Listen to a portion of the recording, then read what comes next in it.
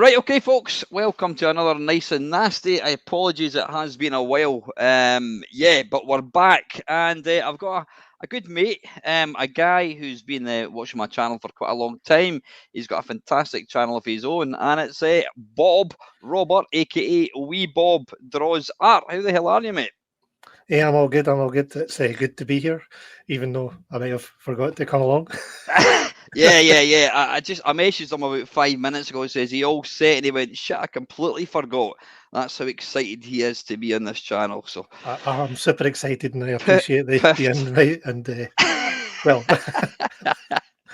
So, how are you anyway, mate? I mean, just to kind of fill things in, I says I've known Bob for quite a long time, and we actually it's not just in YouTube. I mean, that's how we kind of got to know each other was through YouTube, but we've actually kind of tied up in real life. On I think a number of occasions. I mean, we obviously met. I think we met initially at Play Glasgow. I think it we was. did. Yes, it was. I kind of Oh, seen a small figure to the right whenever I walked into the main hall at Play Glasgow. So, and I was like, oh my goodness, that's that guy that I've been watching on YouTube. This is weird.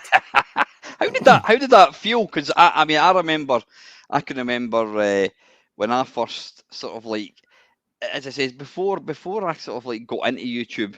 YouTube was just another website that you would go into, and it would be like I said, people falling off skateboards or cat videos and all that. And then when I actually realised that there was like people who had the same interests as me, and they had what we called a channel, and I'm like, bloody hell! So you can actually, it's not just random videos. You can actually watch a person.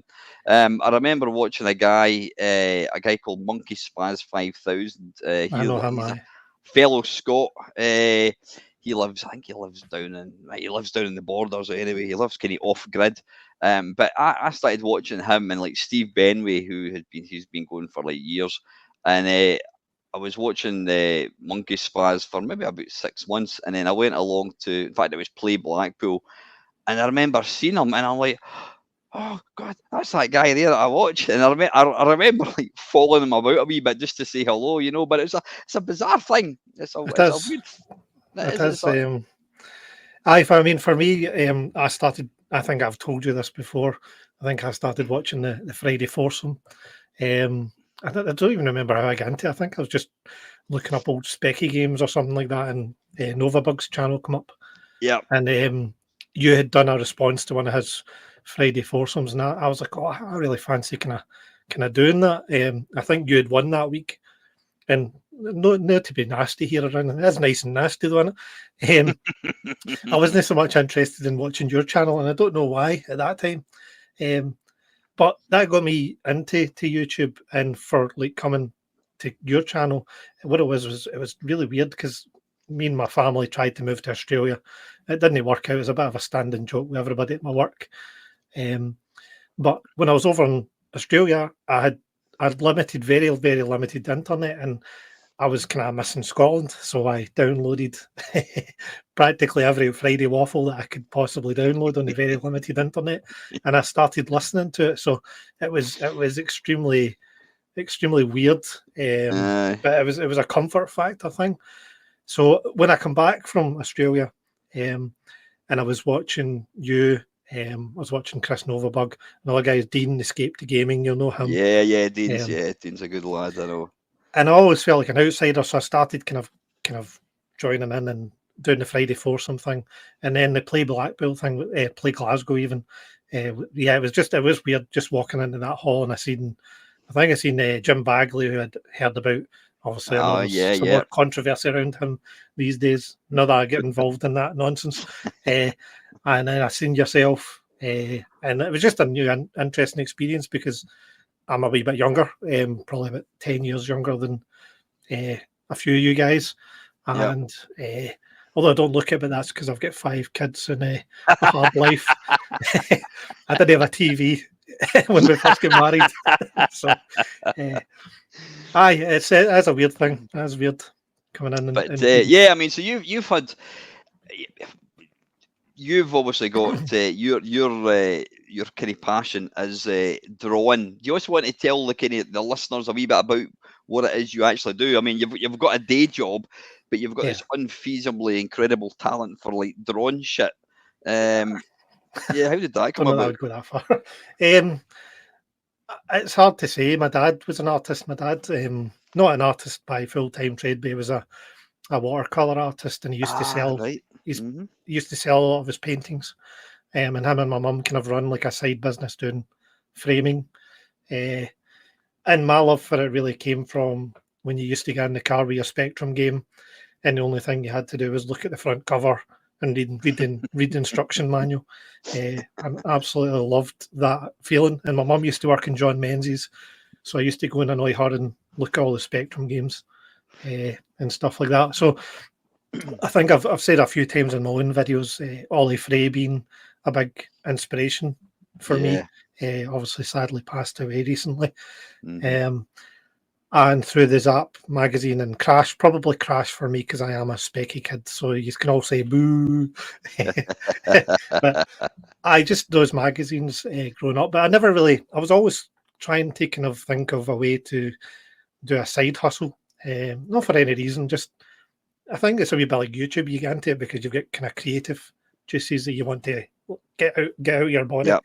Yep. And I started doing like a kids storybook thing. I think you were talking to somebody recently. Did like a pop-up book.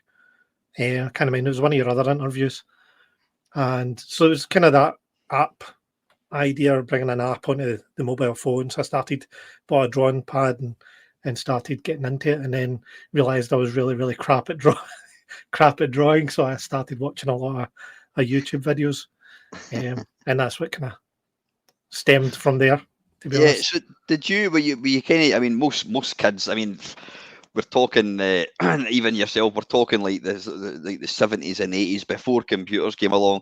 So like it was always like if you went out with your mum and dad and they bought you like a packet of felt tip pens, it's like, oh, dancer. And yeah, drawing was a big part of like growing up before computers. Were you like what? Did you have a particular interest in drawing, or was that something that kind of came along as you got older? No, I've always had an interest in drawing. I used to draw like wee cartoons. I know Swifto, he's got a thing called is it Lab Rats, something like that, and a bit similar to Labrats, him. sorry, Labrats. What what Lab, what is that? well, he's got a wee video series, I think, about a kind of cartoon he made up, him and his pal. And it's kind of same for me growing up. I used to kind of come up with stupid ideas. I had a wee guy called Tip X Man, which was quite an expensive cartoon to make because it was just me using everybody's Tip X to make this wee kind of invisible guy that could erase people and stuff like that. And then I started just drawing Garfield because I loved Garfield and the Turtles. So, but no, I was never very good at it. My dad was always. I used to look at my dad's stuff. And it's weird. There was a guy at my school who was a bit of a bully, and he was a fantastic drawer. And it was Really? just a guy you really don't like, but you look at his drawings, going, "Oh my goodness, I wish I could draw like Yeah. that."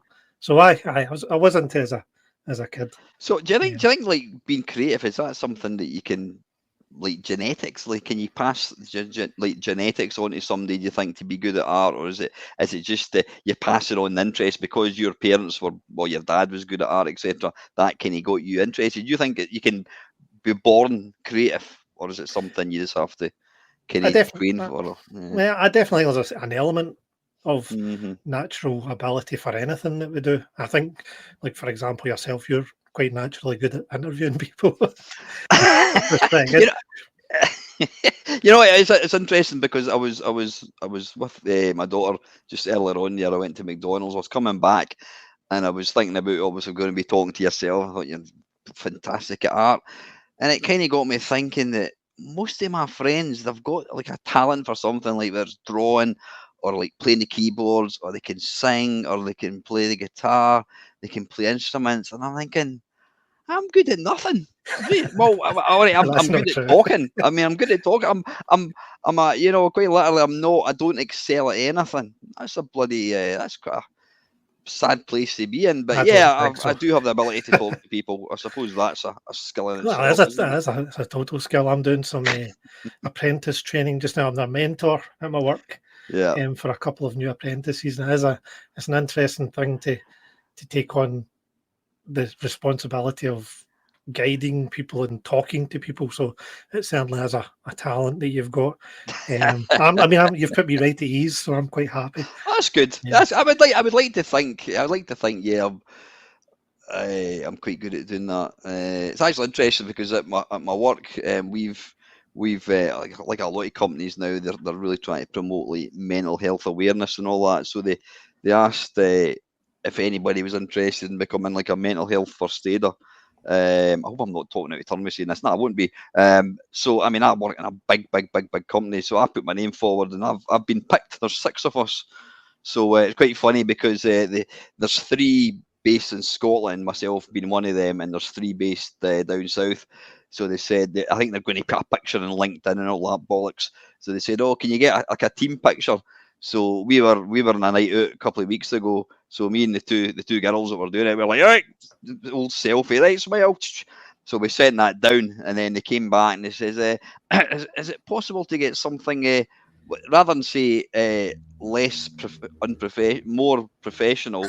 They said that we're wanting something with less noise in the background because we were in a pub and there's like, so we had this picture of us in a pub, and other people down south, they were like sort of like sitting on a couch, and they're all quite smartly dressed and all that. So yeah.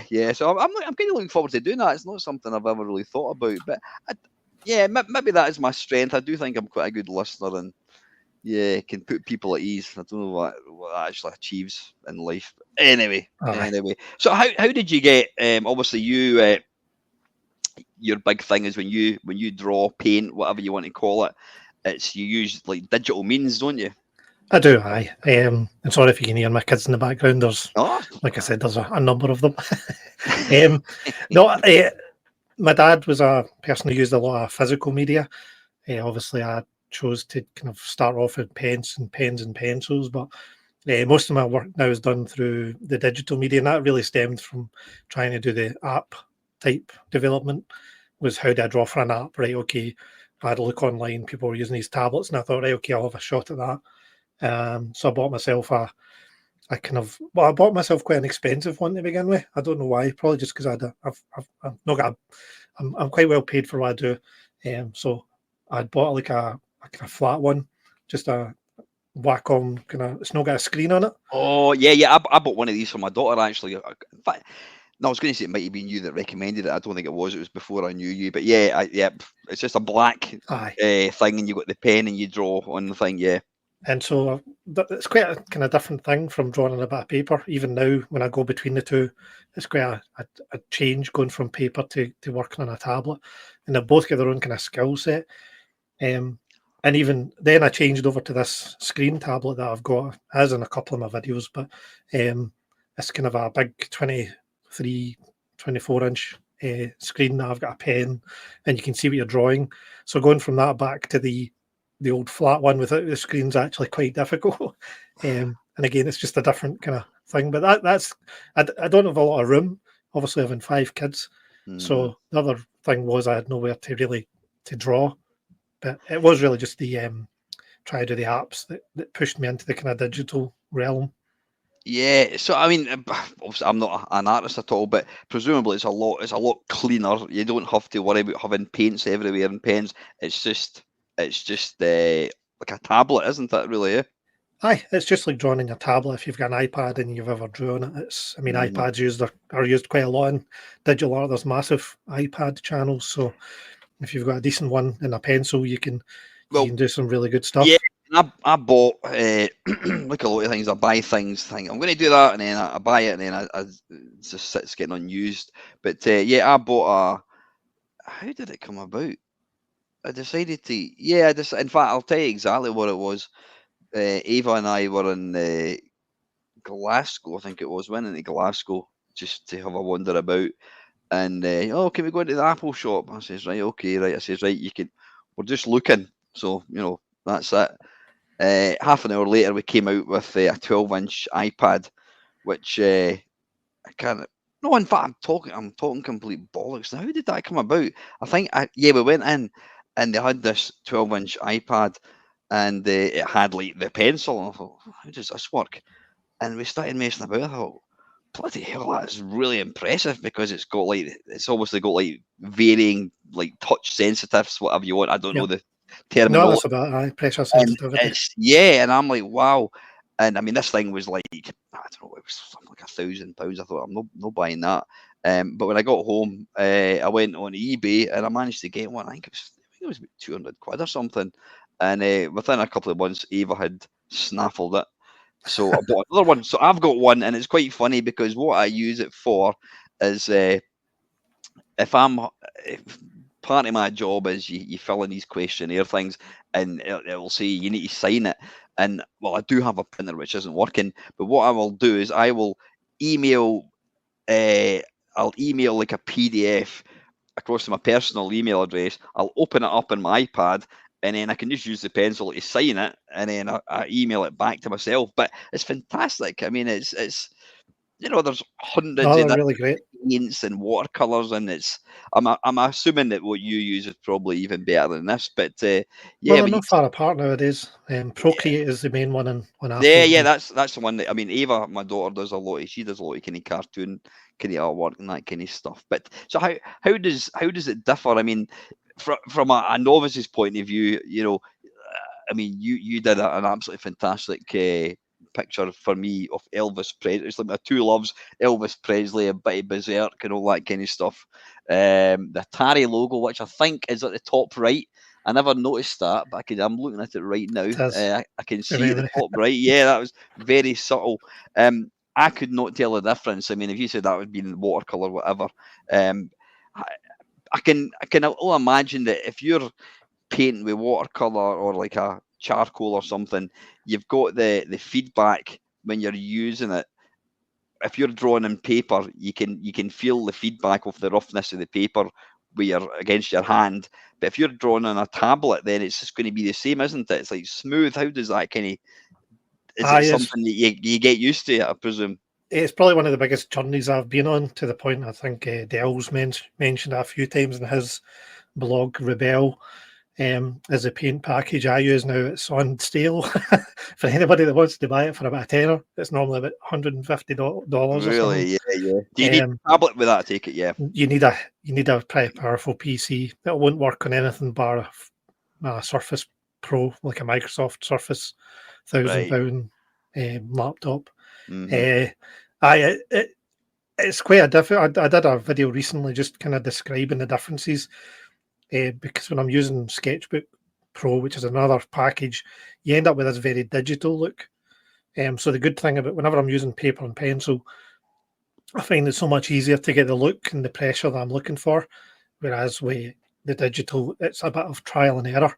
But once you've got your kind of favourite brushes and you learn, it becomes a bit of second nature. But Rebel is second to none. It's got watercolor simulation, and I ended up upgrading my PC last year for quite a significant amount of money just to be able to get it to work nice and properly for me. So YouTube's definitely been to the detriment of my bank account, as I believe yours has been as well with this Oh, Streamlabs thing. yeah, yeah, absolutely. So I mean, obviously you had two loves. You had like drawing and you had video games. Why did you never end up as like an artist? Did you ever have that as a hankering? You want to go on and design like loading screens or graphics?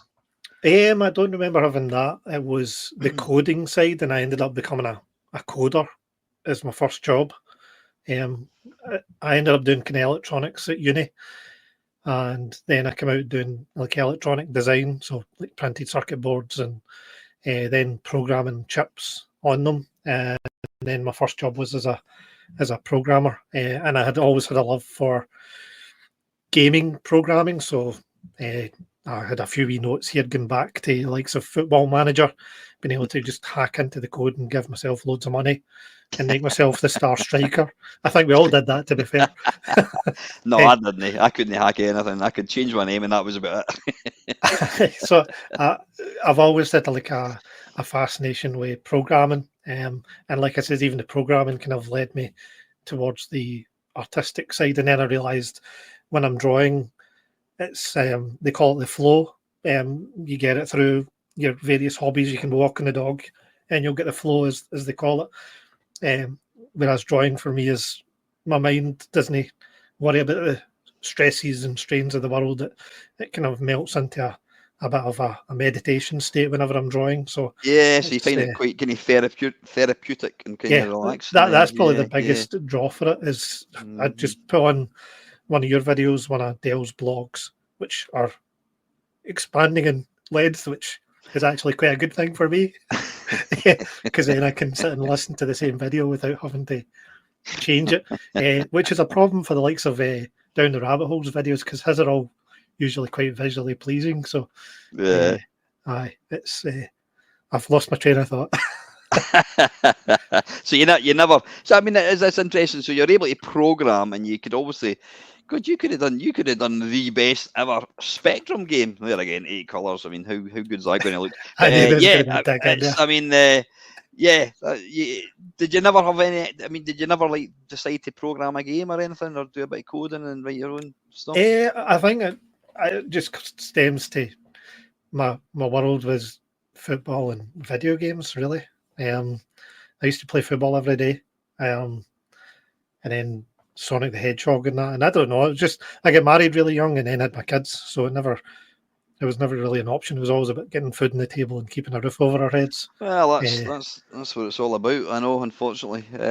So, what did you when the kids came along? Did the sort of like the art side of things? Did that sort of stop for a while and then you got back into it, or did you always like continue no, I mean drawing? my kids now are 22, 21, 20, 18, and 16.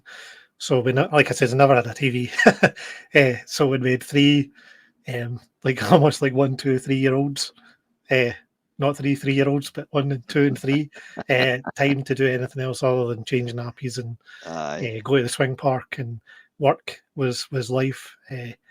And that's kind of what's changed is obviously as the kids go older, then your time becomes a bit freer, and that certainly then opened up all these kind of uh, hours that I didn't have previously.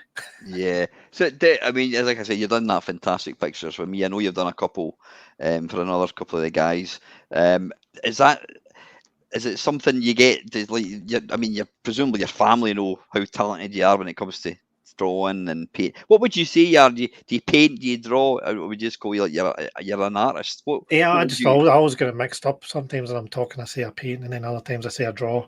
Hmm. Um, I, my daughter paints and draws.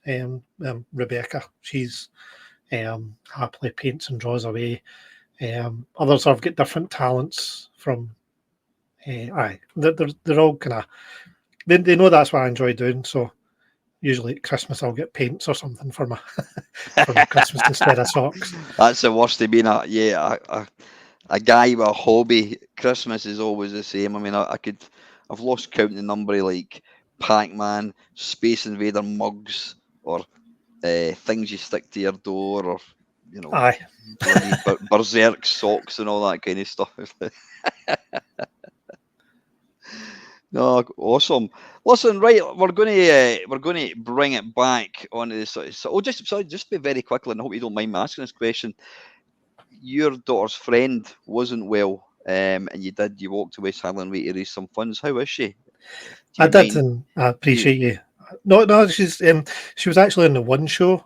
I don't know if anybody oh, caught that, but she was on the one show. She met the is it I can't remember her name. She played the Doctor's assistant in Doctor Who. She also got a nice video message from David Tennant. oh, But I've brilliant. got fantastic news on that front. Certainly at the moment, as far as I know, she's in remission. Oh, I brilliant. wasn't. Oh, wow. Obviously, things are she's getting checked regularly, and Yeah, yeah. she went through a ton of uh, what's the right word? Treatment. She went Hmm. through an absolute. She's a trooper, to be honest. Aye, no, that's brilliant. No, So I appreciate and please thank you to pass on our everybody. regards, I will from do. everybody. No, Uh, that's brilliant news. and thank you to everybody. I mean, really, for the bottom of my heart, thank you very much for everybody that donated. And thank you Very much for appreciated. doing what you're doing. Having done the West Highland Way a few times myself, I know how how tough it is. Yeah, It's the Loch Lomond section yeah, when me and my daughter seen the bell tents at Ben Glass, and we walked in and there was 2 single beds. Both of us were like jumping for joy because it was 10 hours of walking just that one day. We were absolutely shattered. No, I plan to But walk no, it myself at some point. she's doing very well, thankfully. No, that's awesome, fantastic. Right, you know the script. You've probably listened to a couple of these yourself, Bob. To anyone that's just joined in for the first time, the nice and nasty. It's a thing that I kind of thought up. It's kind of pretty much like Desert Island Disc. You get you get to pick 3 games. You're only allowed to play 3 games for the rest of your life. Never play anything else. So the 3 games you pick, these are the only 3 games that you will ever be able to play. You can pick anything at all. It can be arcade. If it is an online game, there are other people out there who can play online. So anything at all. But the downside of it is, I also want people to pick 3 games that for whatever reason they hate, they think they're shite, it annoys them, they weren't valued for money, or even some games, some people have picked games that whilst the game itself is not a bad game, I mean, somebody picked Doom, and it's because it led on to like it led on to online gaming, which they're just completely against. So the choice is yours. So what I'm going to do, Bob, I'm going to ask you to pick game number 1 that you would take to said desert island. Tell me what it is, and tell me the reasons why. Okay, so this is I was kind of trying to figure out how I was going to go about this, and I wrote just a big massive list of games that I thought I liked, all different all different genres and all different kind of times.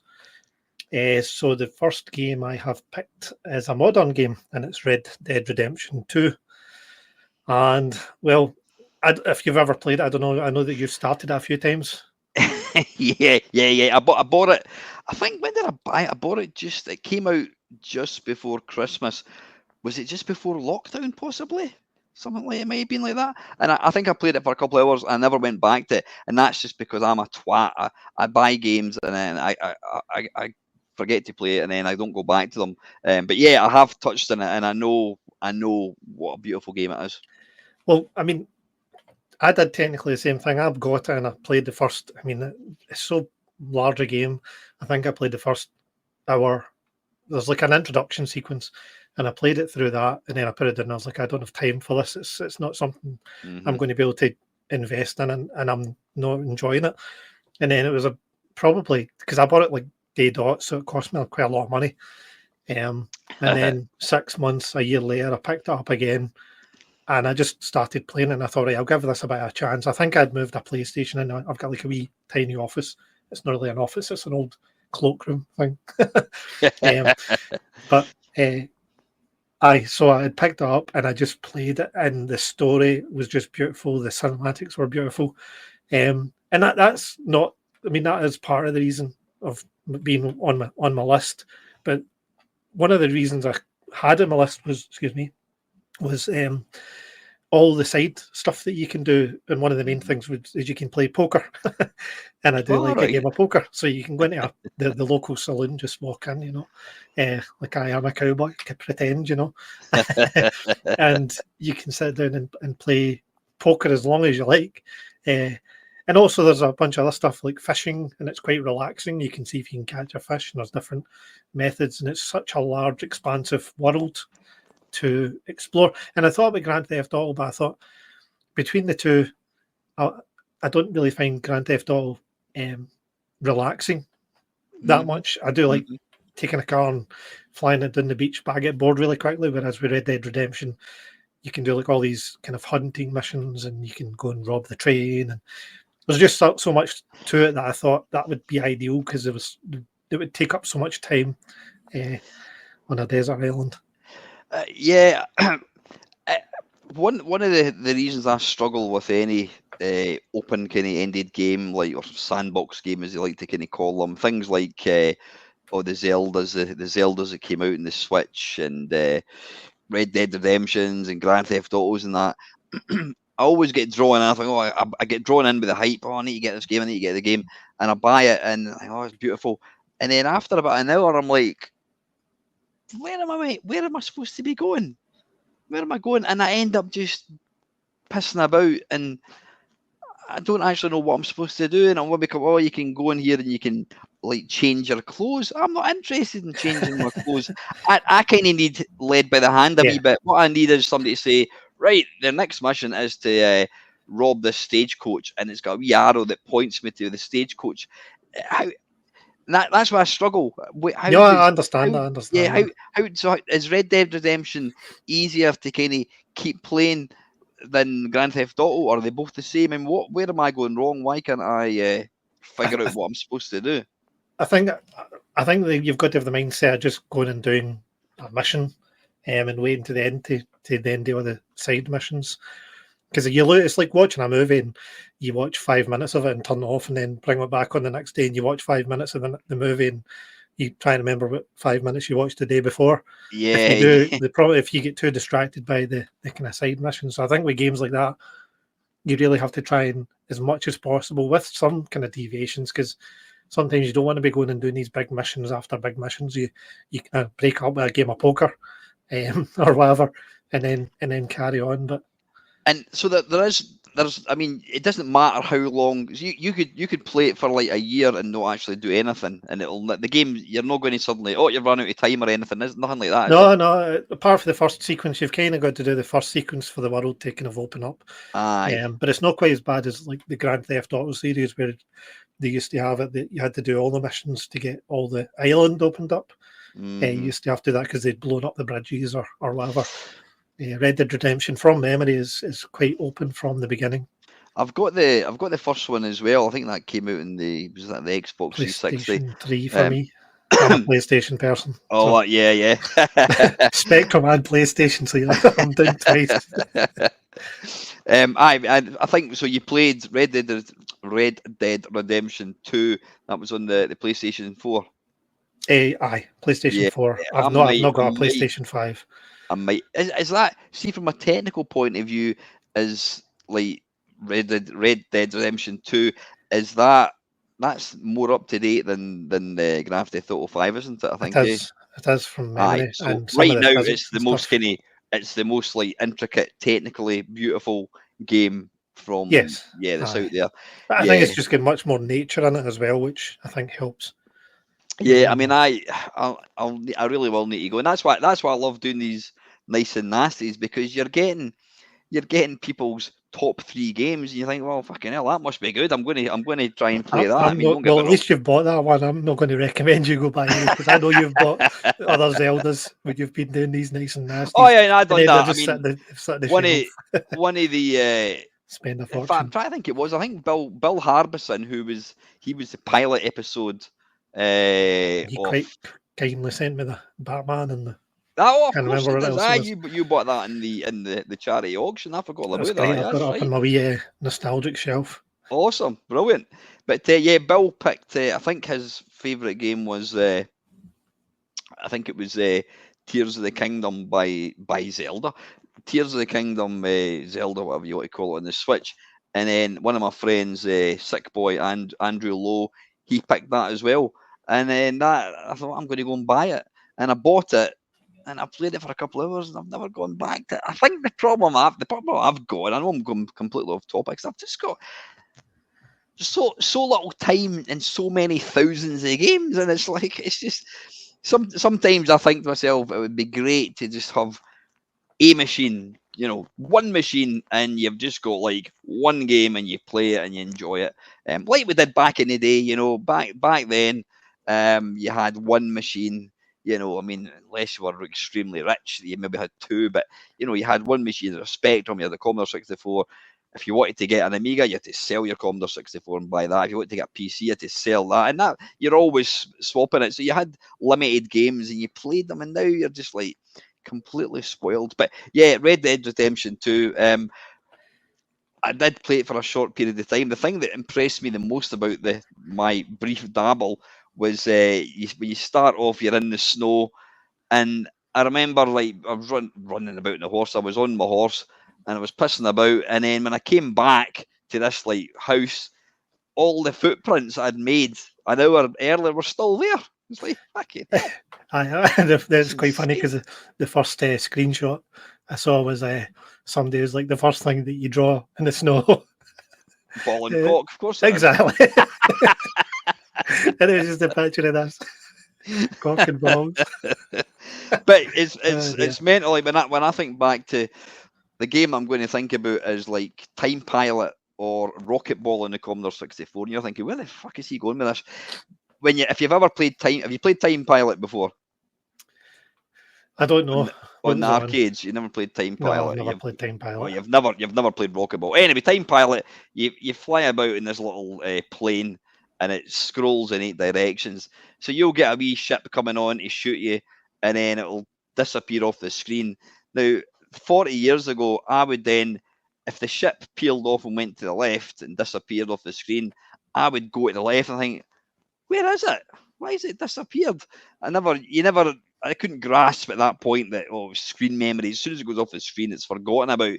And then 40 years later, you've got Red Dead Redemption. You can walk about in the snow, and it just remembers. Does it do that all the time? So it'll always remember your footprints. No, it's got a limit. I think. Yeah. Once you get a certain limit, it resets your first set of footprints or something like that.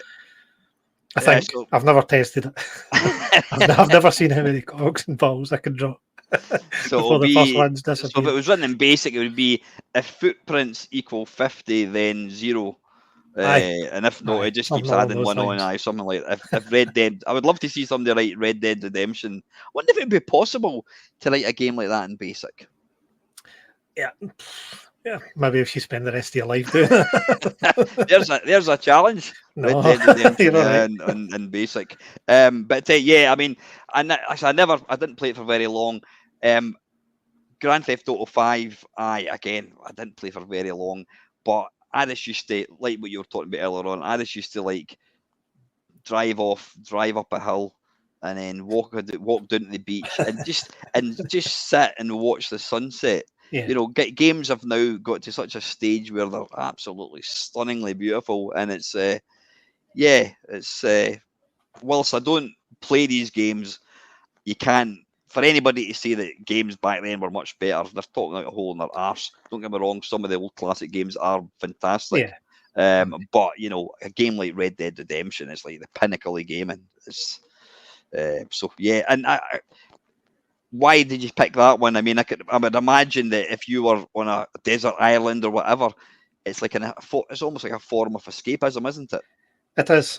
So I was trying to kind of come up with at least one of the games, because the Grand Theft Auto, the first one on the PlayStation 1, again, I've mentioned it so many times in videos, it's probably one of the most amazing games that ever was released in 1997-ish, I think it was, because it was just like, the carpet that everybody had as a kid, that has to get the roads and the buildings on it. And you used to have your cars. Grand Theft Auto 1 was that game. So I knew I had to choose one of them, because even Grand Theft Auto 1, after I had done all the missions, I used to just make up stories in my mind about robbing banks and then having to escape the police. And it was just another way of I don't know, maybe that was a creation thing you do. My brain, just that was the way I let it out, was robbing banks and seeing if I could knock down all the Hare Krishnas. I think you've got a book in you, by the way, definitely. No, I don't think so. Excellent. So that was game number 1. Game number 2 that you would take to your island. Right, a totally different change of kind of game type, and one I've kind of discovered recently, probably from the PlayStation VR side of things. And I don't play in PlayStation VR. I did to begin with, but it's Pinball FX. Right. And what it is it's like pinball tables, Williams tables. And I think you did say as part of this kind of desert island, you could get all the downloadable content. Yeah. You've got them all there, yeah. So there is about over 100 tables of pinball. Everything from, like, my favourites at the moment would be Jaws. You've got Back to the Future. You've got Aliens. And it's somewhere in between. So I don't know if you want to jump in here or just let me waffle on. Yeah, no, you can't. You crack on.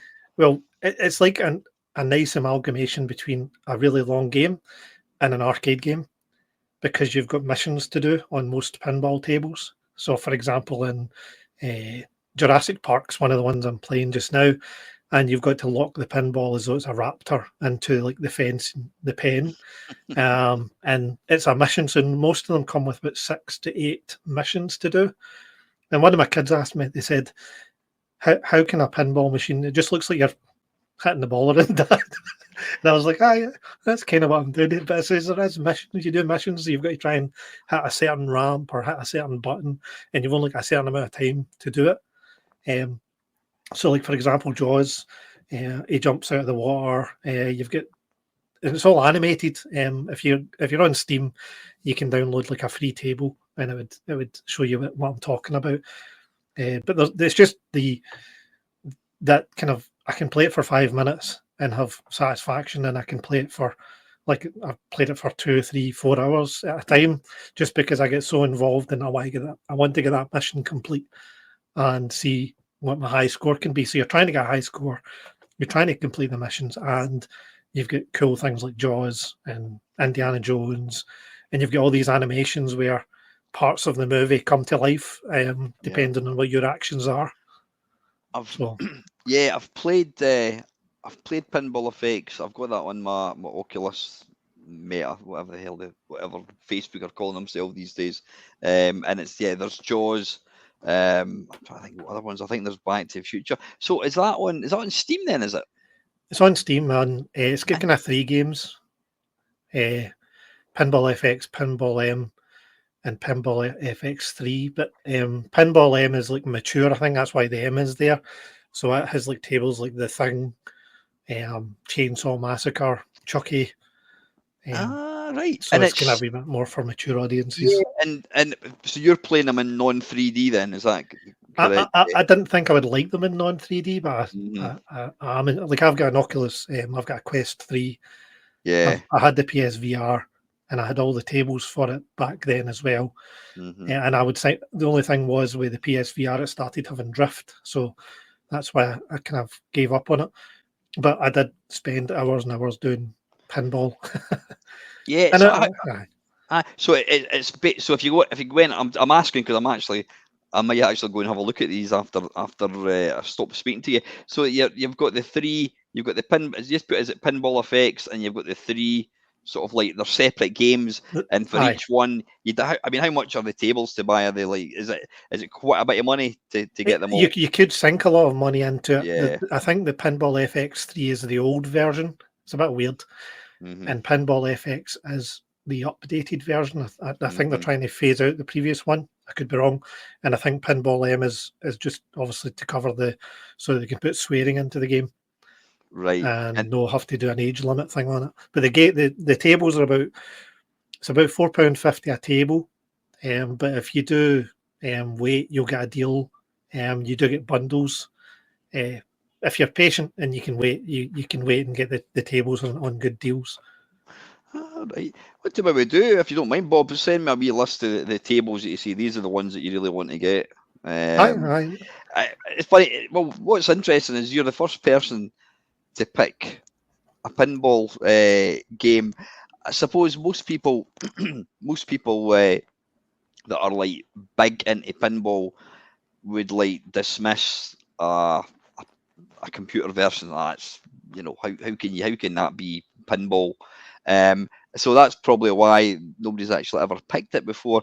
And I've never really I've not had a lot of exposure to pinball. As I've mentioned loads of times, where I grew up, where I was born and bred and lived, I wasn't really near any arcades, and I can't even recall ever seeing a pinball table.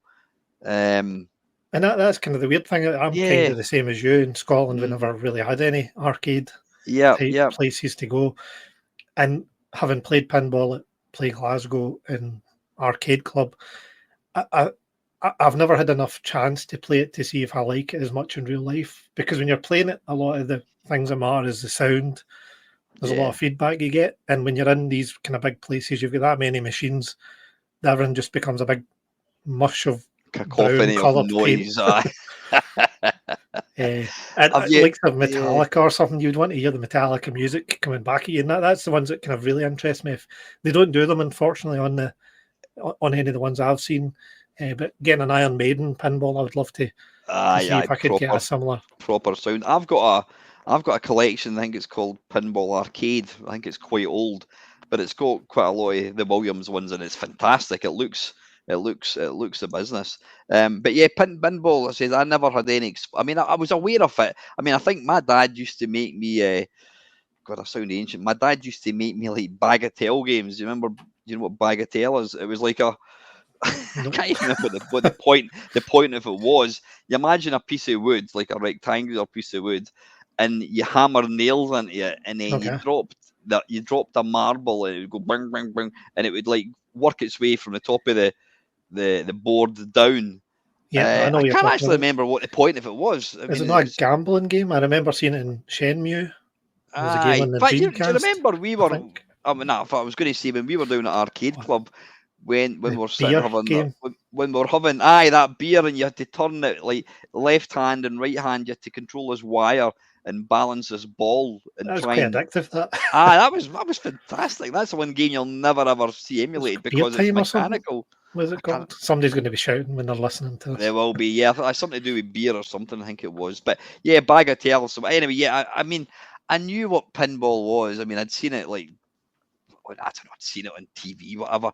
But then it was only when I started going to like these pinball, I started going to these like retro gaming events that I actually saw them, and I've never really been drawn to them. I mean, I know some people, they're like, oh my god, it's the best thing ever, and here's the thing for me, it's like just like what your kids were saying. It's like it's pure luck. All you're doing is going. Where's the skill in that? It's just there's no skill. But then I've watched a few people playing it, and again, you can correct me if I'm wrong, but what they do is they hold the ball, and then they let it go. When you take your finger off the button, the wee flipper will move down, and then the ball will obviously start to move towards the bit at the bottom of the screen or whatever it is, and then you ping it. So it's all about getting the right kind of Timing and. angle, Aye. aiming it, and see how hard. I mean, you're playing it obviously on a like digitally, but on a real pinball table, the harder you press the flipper button, that doesn't affect how hard it hits the ball. It's all to do with timing and where it kind of hits, isn't it? Yeah. I mean, as I'm saying, I can't really compare it to real pinball because I've not spent enough time in the pinball FX one. You can like tilt the table. Yeah. So you can once you it's weird because it's a wee bit like the gaming issue with Red Dead Redemption. It's you've got to spend a wee bit of time to understand the mechanics, and then that's what's frustrating to you. I think it's a wee bit like as well Robotron. You know that there's ways to play Robotron and actually get quite far, even though I'm absolutely terrible at it. And it was possibly going to make my list, but it didn't. So I've kind of spoiled that. It's not the last Spoiler. choice. It didn't make the list. Yeah. But there's patterns to it, and I think when you play the pinball, you get to understand and you start looking for the timing on the flipper to make Aye. sure that you make the mission. And it's so minute that you don't always get it, so it's not like it becomes easy. And So, do I you mean, find them quite addictive then? I do, especially because of the Aye. animations. I mean, the Thing is the table I've played the most recently because my friend said to me, "You need to watch the Thing movie," and I hadn't Yeah, yeah. properly watched it. So I watched that and I watched the kind of remake prequel, and then I bought the pinball table. And because of the animations, you've got the snow kind of blowing across the table. You've got Kurt Russell. It sounds like him a lot, telling you various instructions, and you've got to go through the missions like checking people's the blood, for example. So parts of the movie come into it. So it's that's why it's on the list. It's you've really piqued my interest. I'm going to, as I say, as soon as I finish it, I'm going to go and download that. So you're saying, sorry, just to harp on again, you've got the three separate games on Steam, and does each Aye. one have its own tables? And are they all pretty good then? They're all like really good. So they're all free, I think, to download straight away, and they usually Yeah, come with one or two tables. yeah. If you want the kind of universal tables, you have to pay. So the three of them are on there for free, so there's nothing wrong in Fantastic. giving it a wee shot and seeing what you think. I know one of my mates. He's actually got. He's got at least two pinball tables, and these things go for, if you think collecting like original hardware is expensive. These things go for like thousands. I mean, I've looked Yeah. into recently just because of my current interest in it, but I don't think I could ever, unless I had like loads of money, I don't think I could ever I think, and justify it. the thing about like original things like that, I mean, original arcade games, like coin ops, you do have to have quite a bit of knowledge fixing them. And Yeah, having been to like play Blackpool and all these places often enough, 9 times out of 10, invariably one of the pinball tables have got the bloody lid off it and they're fucking about with the cables, and I'm like, oh bollocks to that. If I bought something like that and it didn't just work, I'd be yeah. like, right, I don't know what I'm going to do. I can't fix it. I imagine they must be like fixing a watch. They must be just so complicated to Aye, fix. No, you've got it's not my thing. that's because again a story I've told a long time ago. When I moved into this house, when I became single, I moved into this house, and I thought, right, fuck it, I'm going to buy an arcade machine. That's what I'm going to do. I'm going to treat myself to arcade machines. So I'd narrowed it down to like Galaxian, Berserk, or Robotron. I thought, right, I'm going to go for Galaxian, and I spoke to Tony Temple, and I says, "Oh, where's the best place to go, and how much are we talking about?" And they went, "You know what, Al?" He says, "As much as as you know, I love arcade machines." He says, "There's three things that you need to consider. One, you need to have deep pockets, and you're always going to be spending money on it. Two, you need to be able to take it to bits. You need to be able to fix the screen, replace screens, fix parts, solder."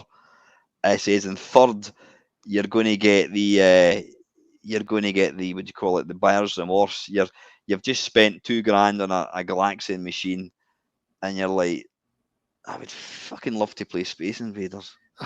Exactly. All this can do is play Galaxian. Aye, It says, get yourself a MAME cabinet, and aye. you'll never worry about it. And that's what I did. And it's the same way with pinball. I mean, don't get Pinball, me aye. wrong. You can like MAME is fantastic. I mean, I was just an hour ago. I was playing. I had a couple of games of Rolling Thunder downstairs, and I forget how good MAME is. It's just the best bit of software ever.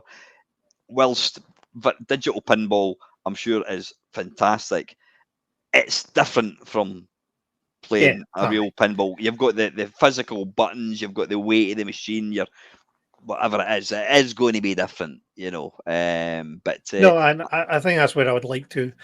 I'd like there to be one room with one pinball machine to just go in and aye. have, actually spend a bit of time with it to see how does it compare. But I just don't think you get that with the arcade clubs and the likes. If you do hear like a popping noise, I'm pretty sure somebody's letting off fireworks in my Oh, area for some that's reason. yeah. Of course, I mean it's only like 3 weeks to Halloween. Of course, I'm just It's, surprised I've not been going off early. And I actually saw fireworks going off a couple of weeks ago.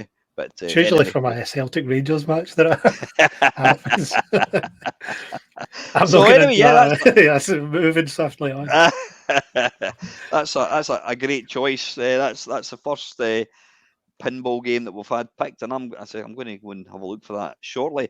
So yeah, game number. So you've got your you've got I've your got two. you've got your I've got game that you can just you can noodle about in, you can go fishing, you can play. It's like a world in its own.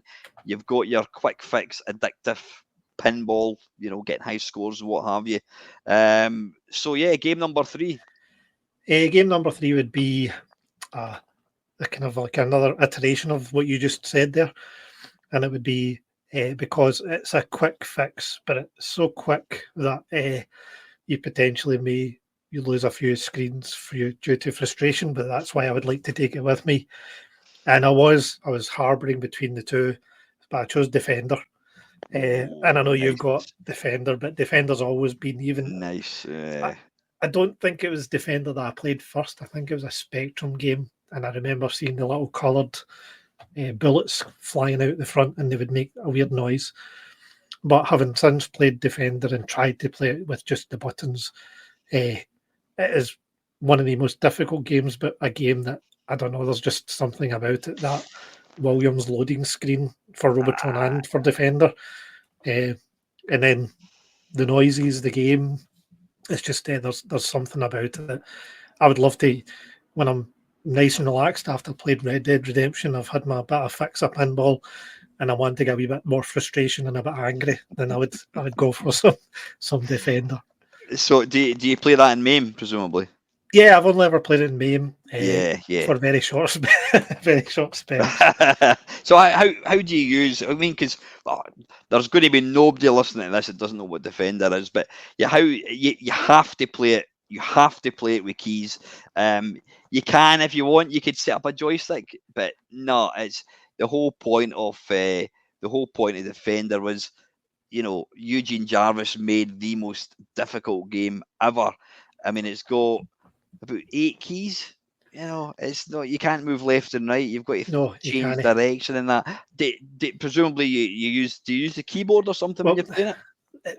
that's always been a problem with emulating it. Is that when I first emulated it, I didn't know about the keys. I think the first time I realised there was a different set of keys was going to Arcade Club, and I think I played it there, or it was Play Glasgow. And I realised that you can actually turn the ship without pressing the other button. You can just go left or right, which makes it a completely different game. Yeah. So whenever I am playing it in MAME, because I've got my own MAME cab that I kind of built, Oh, nice. Yeah. I feel like I'm cheating, so I kind of avoid playing it. And I don't have a keyboard set up because it's a kind of stand-up, proper full height cab. Mhm. So I don't have a proper way of playing. I guess I could emulate it on the 6 buttons, but I don't think my fingers would cope.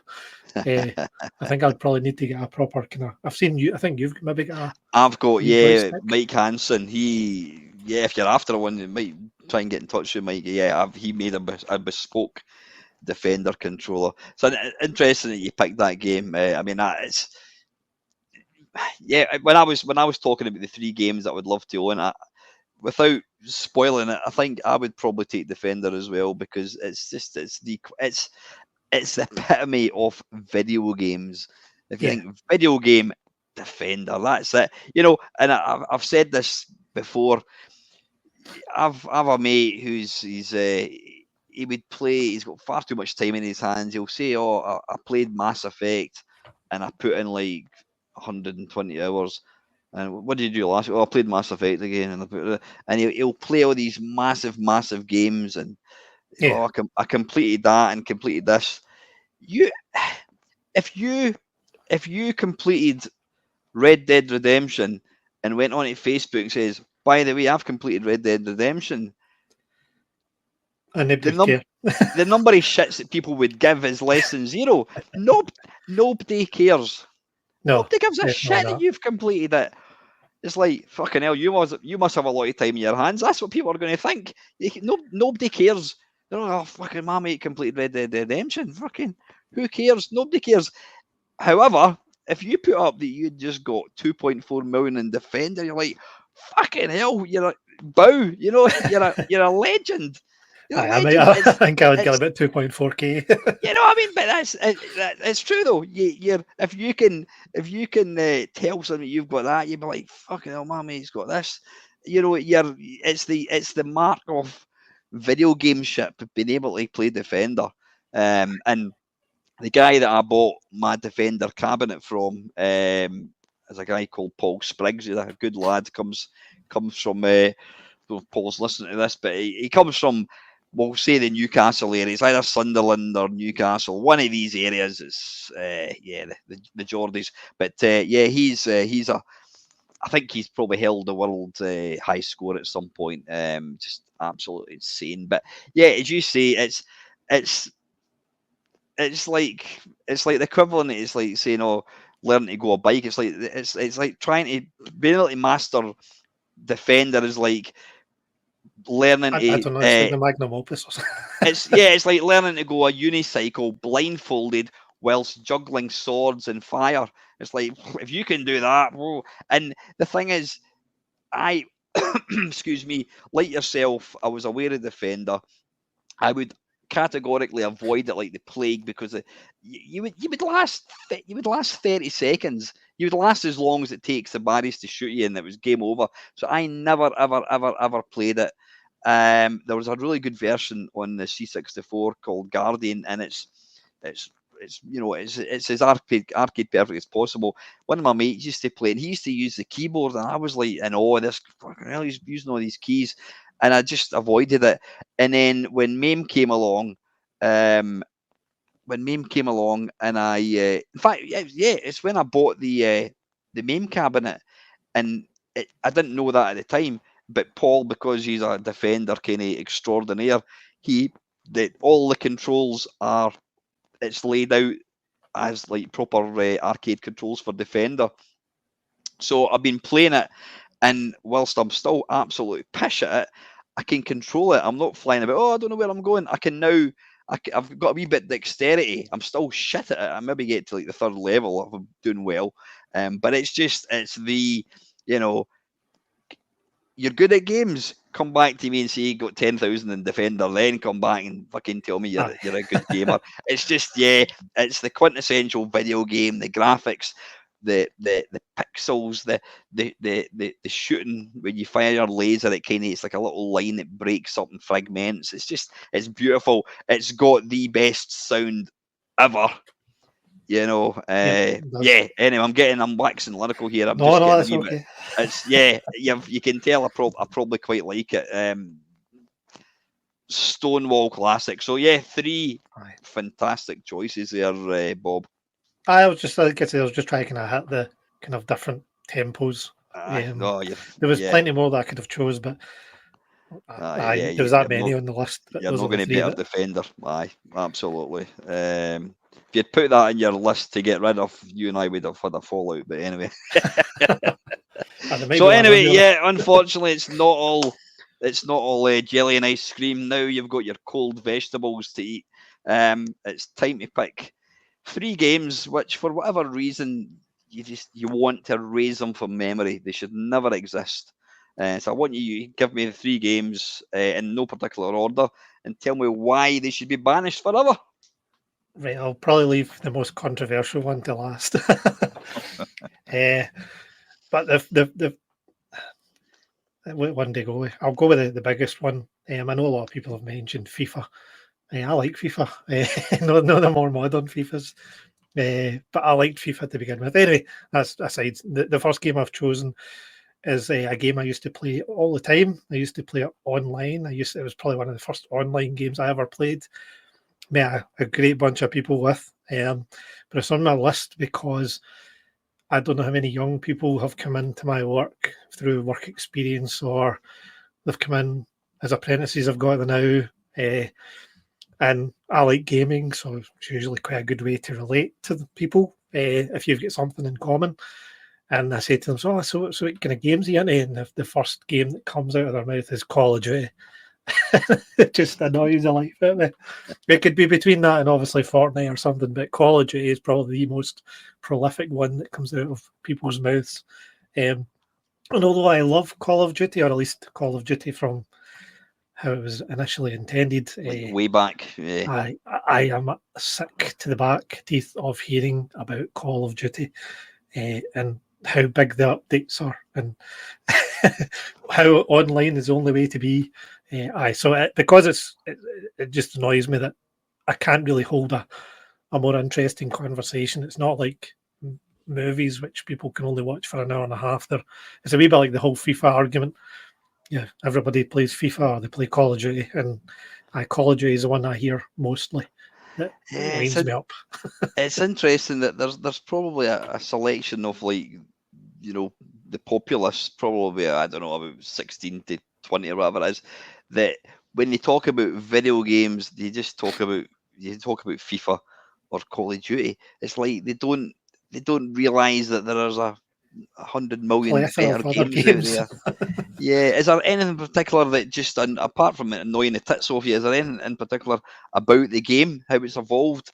Definitely the multiplayer aspect of it. I mean, I like a lot of people, and it's a common tale. As I say, I played Call of Duty 1 and I loved it because you could actually shoot somebody once and they would die if they got the right shot. So if you did a headshot, they would die. And it's the aspect of, and some of it I loved. I mean, there was the Great Sniper mission. I think it was maybe Modern Warfare, and it was really atmospheric. the single player bit used to be great. It's the game itself. I would probably say if they did a bit more on the single player, I'd probably still buy it. Mhm. But it is just that heavy move into the multiplayer world, which I understand people, but that common tale of I turned up, some wee 14-year-olds played it all day, all night, and you Yeah. turn the corner, you're dead. You respawn, you turn the corner, you're dead. And it's just, Aye. you Aye. just end up chucking the controller away, and you're like, well, I can't even play the single player because it's not that exciting anymore. So it is a bit of a bugbear. Plus the fact that just there's my common ground with the younger generation. It's disappeared, so it's a wee bit frustrating. So is Um, it? It's not so much the actual game; it's more the fact that it's the path it's kind of taking gaming down. And you've mentioned a couple of other games there, Fortnite and Overwatch, and yeah, I all mean, these other games. There's so little aye, variety in them now, and it's heavily reliant on some of these games. I mean, I've got the Microsoft, whatever it's called, the 10.99 a month I pay, and you get all these sort of games for free. And I'll go into my Xbox. I'll go, oh, that looks good. Look at hell. There was one that was at Halloween or something. Michael aye, Myers. I thought, oh, yeah, that looks really good. I'll download that. And then it's like fucking online game only. Delete. You know what I mean? yep, I'm aye, not interested. I'm not interested. I'm not. Yeah, the only way I would possibly be interested is if you and a couple others, some of your mates. Right, are you there, Bob? Yeah, great. Get 6 people in and play it. That'd be good fun. But playing with randoms, not interested. I mean, no, I've it's not quite a played. difficult thing as well. I mean, Yeah, I bought the Quest 3. One of the guys in my work says, "Oh, give me your username," but you're never online at the same at the same time.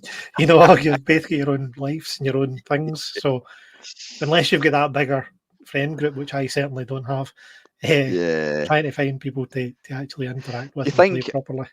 Yeah, yeah. I mean, I think a big part of like from when you're 14 years old, you've got nothing. You've got all the time in the world to sit and play stuff. When you get to a certain age like us, you've got so little free time.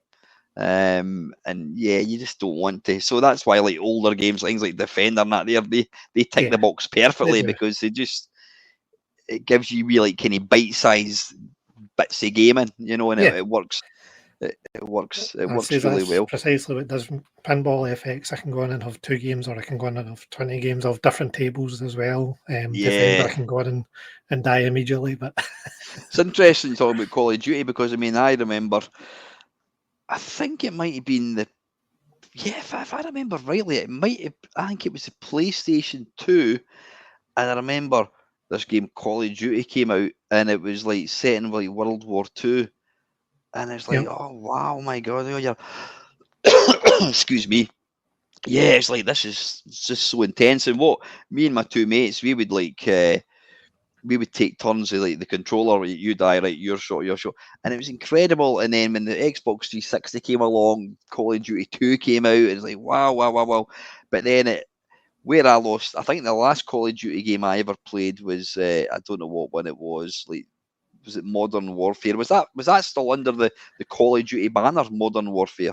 aye. I think they've now got Modern Warfare 2, and then they've got Modern Warfare rebooted or something like that. And you've got And they've like got Black Ops, like you were Black. just about to uh, say.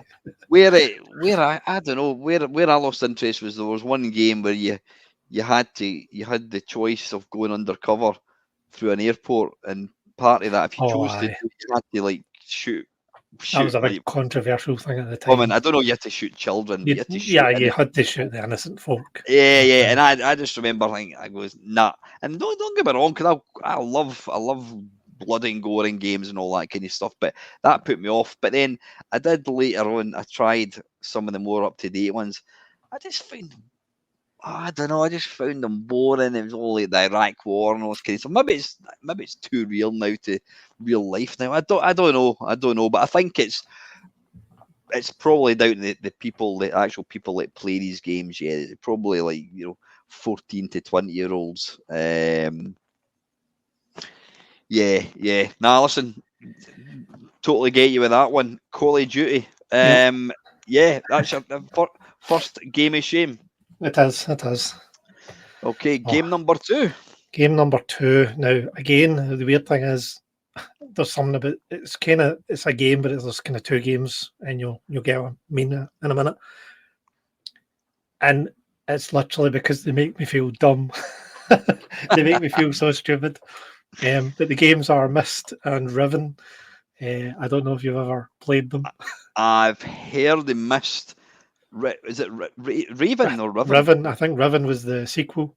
No, I'm not even familiar with that one. So, well, you'll know Myst. I think they first came out in the Amiga days. Yeah, I think it did. Yeah, I can't remember anything about it. Can you adventure type game or something? Is it? Yeah, so it's kind of like you start. Even I actually played it because it's out on the Oculus Quest. You can now play it in VR, and it was on the, I think it was on the Quest Plus downloadable the other week or the other month, and I downloaded it and tried it again and again. It just made me feel dumb. So I was like, that's going on my list of nasty games. What in what way? Like what kind of game is it, and why does it make you feel stupid? It's like a text adventure, but without the text, you've actually got imagery. So you've got a point and click. So you would move forward, and you can start on a harbour and Myst with a kind of pirate ship next to you. And there's a set of stairs, and you get in the set of stairs, and there's like a library. If you pull out a book, there's some guy who talks in like an old, I think when it first came out, it was like a full motion video type thing. And he talks nonsense, and you have to try and work out the puzzles with absolutely no help whatsoever. And I'm sure you can work them out, but I just lose patience and get too frustrated, and then end up just going, right, I'm dumb, forget it. That's a lot of shite. I mean, it's, I think in my mind, it's like whenever I see you bring up the text adventures when you're doing your live streams, and you're like, oh fuck, no another text, no another text adventure. Fuck off. Anyway, sorry, excuse my language. But text adventures, I've always had this kind of romantic notion that I would actually be very good at them, and it sounds really cool to be able to tell, go north, pick up that awesome sword, and then when you're typing in, and it's like, I do not understand. It's kind of the same thing. I do not understand. You get to the point where you're just like, right, okay, I am not doing this. And oops, sorry, microphone get pulled there. But Myst and Riven are kind of those. And there might be some people that love them. I don't think I've met anybody that does. So maybe somebody can comment and say that. So are they available on Steam then? I take it, or like they are. I think I've never looked on Steam, or did I? I know when I seen it on the Quest, I was ready to buy it, and I was like, I'm going to, now that I'm a full-grown adult, well, some people tell me I'm not, I might actually have the patience to do this game, but I played it for 10 minutes and then just was like, nope. Do you find, I mean, that's been my problem all my kind of gaming life. I'm surprised I still like games, because, I mean, I get put off games so easily. If a game doesn't instantly click with me, I just go, I don't say, oh, it's shite, because that's why I'll never ever do. I don't do reviews on my YouTube channel, but there are some people that will play a game, they'll play it for like 5 minutes, go, it's absolutely shite. Now that's a lot of bollocks to say that, because people, you've got, it's just what you were talking about. Was it pinball, whatever it is? You've got to invest time. You've got to invest time into games to learn it, and the more you invest, the better you kind of get at it. I think that's the sad thing. I think if I actually would, like, I don't know, force myself into trying to get one of the puzzles correct, I might like forge forward, and it might be the best experience of my life. But I haven't quite got over that hurdle. I mean, you've maybe seen there's a couple of games where, like, what was it? V by Ocean. Lacosa, who's been on my channel a few times, he loves V. And he tried to teach me how to play it, and there's just some games. A game has got to be fun. It's got to be fun. If you're not enjoying it, then don't play it. And sometimes I put in games, and especially when I'm doing like live streams now and again, people will pick a game, and I'm like, I'm not enjoying this. It's just sometimes games can just be too difficult or too kind of quirky, and you're like, I haven't a fucking clue what I'm doing. I'm not playing this. And I think, you're younger than me, but I'm getting to the stage where I'm thinking, a couple of decades left before I go to the great arcade club in the sky. You know what I mean? I'm not going to waste any time playing a game that I'm not enjoying, or it's just No. too damn difficult. And that's why now when I play a modern game, it's like easy, Yeah.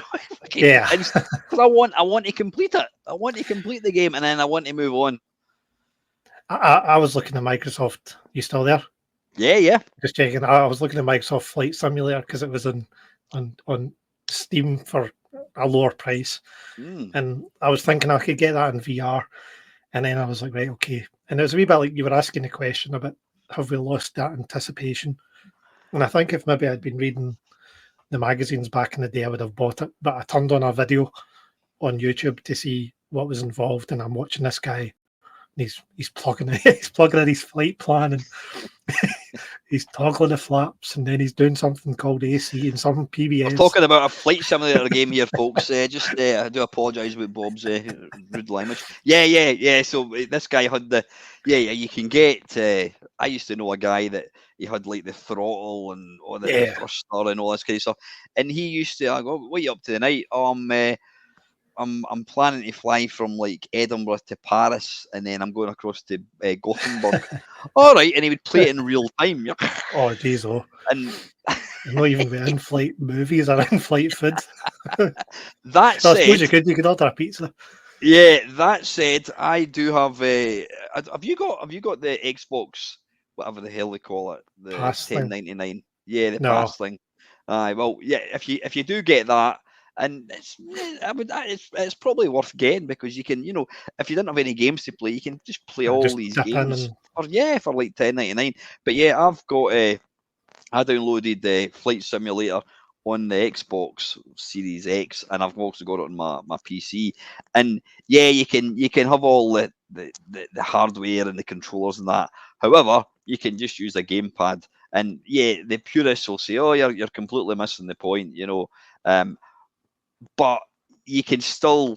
It kind of goes back to the old Red Dead Redemption thing, just taking off and flying over Glencoe at night time and whatever it is. It's like beautiful going across New York as the sun's setting. It's like, okay, this is beautiful. It's beautiful, and you can fly over your house, and because the graphics now are so realistic, you can see your house. I mean, it's obviously they use like similar kind of models for a lot of houses, but it's a beautiful game. But I know where you're coming from. It does the flight over Glencoe only happens if you don't lift the landing gear while you're sitting on the runway, ready to take off, and you're just sitting there like a turd. But yeah, I think that's the thing, and that's probably why I I wouldn't say I prefer, but if I was to, if somebody said to me, what's your game? Let's look at your last 12 months of gaming. It's going to be dipping in and out of MAME, playing a lot of MAME, all the live stream stuff. But I would never say that the old games are better than the new games. But from my kind of time in life and all that, short games, little games you can play for 5-10 minutes. That's where I'm at. I've not got the patience or the intelligence or the can be asked to invest in loads of these games where there's just so much stuff, and that's why games like No Man's Sky and all that kind of stuff, whilst I completely appreciate that they're beautiful and they're so deep and you've got to craft stuff and that I just want to run a million miles for things like that. I'm up, down, left, right, and fire button. That's about the extent of my kind of I did have a crafting game, but I knew you hated them, so I never added it. But he's just going to give you his whole spiel about crafting games. Anyway, sorry, we'll move swiftly So on. you've picked kind of Mist and Riven. What was it again? Rexon or something? Riven, and it's just basically because they're balls hard and you haven't a fucking clue what you're doing. Aye, and they make me feel stupid. Yeah, nothing. They really nothing, do. I've just like no idea. Nothing wrong with that. Right, go on then. Right, You've got the big reveal here. Well, it's the big reveal. It's not that big a reveal, but I think few people might not like me. And it's again, it's kind of and I'm not trying to cheat by taking two games, but they're very similar. Space Harrier / Afterburner, because they're both quite similar kind of control mechanisms. And it's just because I really feel like whenever I remember seeing Space Harrier, I remember loving the kind of the sound and all the kind of speech and everything like that. And I remember seeing it on the Spectrum and playing it. It was probably about 2 frames per second though on the Spectrum, but there's something about that game that makes me feel like I'm not playing anything. I'm just maybe moving the guy, and even then I might not be moving the guy. I'm shooting some stuff. It might be hitting something, but you're not quite sure. Whereas Defender, you shot and you feel like it's all. You feel the impact. You've got to be You feel the precise. explosion. Whereas with Space Harrier and Afterburner less so because I've not played it that much. I chose not to after playing Space Harrier. But even at Arcade Club, I had a shot of Space Harrier. I was like, I still don't feel like I'm actually playing a game here. I'm just shooting these big white pills that don't seem to be doing much. And then something suddenly explodes, and I think, oh, yes, I'm doing good. And then you discover you're still in demo mode. Exactly, aye. Then some weird big snake thing with one eye. Did you ever play like a football game with your mate, and then the first half is finished, and he went, "Oh, I thought I was the white team," and he's been looking at the wrong team for the whole fucking game. You're like, how much control have you got if you were looking at the wrong player? You know what I mean? But yeah, you know what? Well, it's a controversial choice. I think Space Harrier it's I've heard the phrase "fur coat and no knickers." It's gameplay is very, very, very basic. I mean, it's I'm trying to think, if you were to strip back all the graphics, what game would it be like? You're just moving a crosshair on a screen and shooting things. But it's not even as good as that. Because you're kind of like the things that you're trying to hit are not even where they're supposed to be. Yeah, I know what you mean. I mean, you're moving about. I think most of the game is not so much destroying things. You're just trying not to die. You're just constantly moving about. Yeah, it's fundamentally it's a hollow exercise. It's I mean, at least Space Harrier you could argue because it's an alien, whereas Afterburner, I mean, you're meant to be in a precision fighter craft here, and instead you're just going up and down, and the ocean's kind of coming up to meet you, and then suddenly there's a forest. Some wee guy poking his head up saying hello. And I think that's, I mean, this is the thing, and I suppose it's when you think about like a modern game, like we'll talk about like Call of Duty, any modern game, they try and make them fun because it's they want people to buy them and all that kind of stuff. They're made for the consumer. You want to have lots of levels and have things you can do and all this kind of stuff. Arcade games were, you had fruit machines, you had pinball. Arcade games, they were designed to make money. That was it. Yeah. They weren't really particularly designed to be enjoyable. They wanted to rob you of your money. They wanted you to go, fucking hell, that looks good. I'm going to put in 20 pence. And then 10 seconds later, your 20p's gone. Your game's finished. So games that were designed just to kind of drag you in and steal the money as quickly as possible. And that's why I've always kind of argued that arcade games do not really make good home ports, because I would imagine, and I might be talking complete shite, but I would imagine that if you played any game on like infinite lives on no energy, most arcade games have probably got very, very few levels. And the reason being is because they're designed to be so difficult that they know that the average person is going to die within 30 seconds. And Space Harrier is like the perfect example of that. It's there's no question it's eye-catching. You look at it, especially when you had the big hydraulic version. It's throwing you about, and that's if you're going to play Space Harrier or Outrun, because I personally don't think Outrun's a very good game. That's another thumbs down. But anyway, yeah, it's all about the gameplay is lacking, shall we say? Yeah, and it's dressed up with like beautiful graphics. But I know what you mean with Space Harrier. You're just moving about, and you're just frantically hitting the fire. I don't know. I'm actually, as I'm talking, I'm actually pressing my thumb up and down. I don't know. Not anyone can see that. You're hammering the fire button. In fact, the Space Harrier is the trigger, isn't it? You're hammering the fire button. You're moving about. You've not really got any control over what you're doing. No. 'Cause I do get what you mean. It's Chuck in the always a bin. bit. Yeah. It's going down the big chute to the scary fire. Yeah, I mean, that was obviously games. Computers came along, and the arcades were always trying to kind of push it, trying to bring out the next best thing to try and keep the punters coming in. And obviously, Outrun came along, and you had all your kind of your big 3Ds and your enduro racers and power. What was it called again? Power drift, all these kind of stuff. Yeah, very little substance. I mean, can you imagine?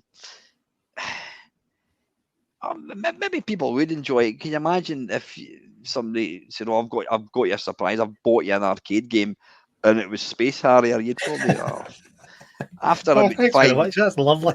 I know. Give me Space Invaders any day. Yeah. So why did you pick it? What's to kind of sum it up? Why would you want these games banished? Presumably, if you get rid of Space Harrier, then you'll not have Turbo Run. You'll not have Afterburner and all that kind of stuff after it. I don't really know. I was really struggling. I did have a few others, but I'll not tell you what those were. I had one game that I loved the movie of and could never play it, so it frustrated me. But the ones I've picked was really, I says the college one was just people at work. I mean, shush and talk about something else, please. And as I say, so but the last one, it was just the feeling that you're not actually playing any sort of game. Yeah. And I would be better just sitting watching the demo and moving the sticker in, because it would give me just as much enjoyment. Rather than it's swallowing my 10 pence or my 20 pence.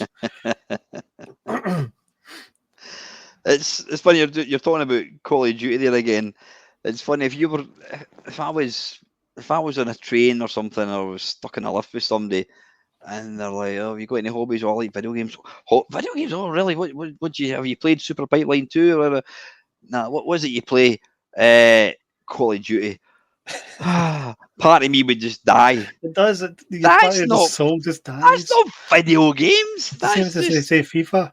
aye, You choose a different game, please. And they're just that's like, not what do you mean? that's just dull. That's dull. Yeah, that's not video games. I know. Oh God, I would have nothing. If I was in a lift with somebody and I said, "What's your favourite? What games do you play?" "Oh, I just play Call of Duty." I'd be That's the like, conversation. "Are you going on holiday this year anywhere nice?" Exactly. You I've just got change the no subject. interest in talking to them. But absolutely, and if I was ever to be asked to do a talk at one of these gaming things, and they said we're going to have the guy that wrote Call of Duty, I'm like, you better get somebody else. I'm not interested. I'm not interested. It's just For me, it was the pinnacle for this one was the new apprentice. I've got a new apprentice. He's about 20-year-old, and I'm just obviously trying to get to know the guy, build a bit of rapport, and because I've got to mentor him for the next 4 years, presuming I stay there for 4 years. But I'm like, okay, what did you do at the weekend? He's just got a kind of blank expression on his face, and he wasn't a big gamer, but he says, "Oh, he's like, I do play some games." I'm like, what do you play? Call of Duty. I was like, oh, kill me now. clean your mouth out with soap, young man. And I did exactly what you said. I was like, all right, so what else did you do at the weekend? Trying to get some sort of, I don't know, common subject that we could talk about. But thankfully, he's a brilliant boy. He's a very enthusiastic. He's tasting video future games. engineer. Yeah, he's tasting video games leave a lot to be desired. Yeah, you'll need to mentor him and show him the ways of Defender or something. Yeah, definitely. We'll see what happens. Well, to be fair, he's that enthusiastic. I'd probably give him Defender and say to him, "Look, you're not finished your assignment until you can master getting on to level 4. I'm not signing your wee logbook for your university until you pass that level. So beat it. 10,000, then come back and we'll talk about it.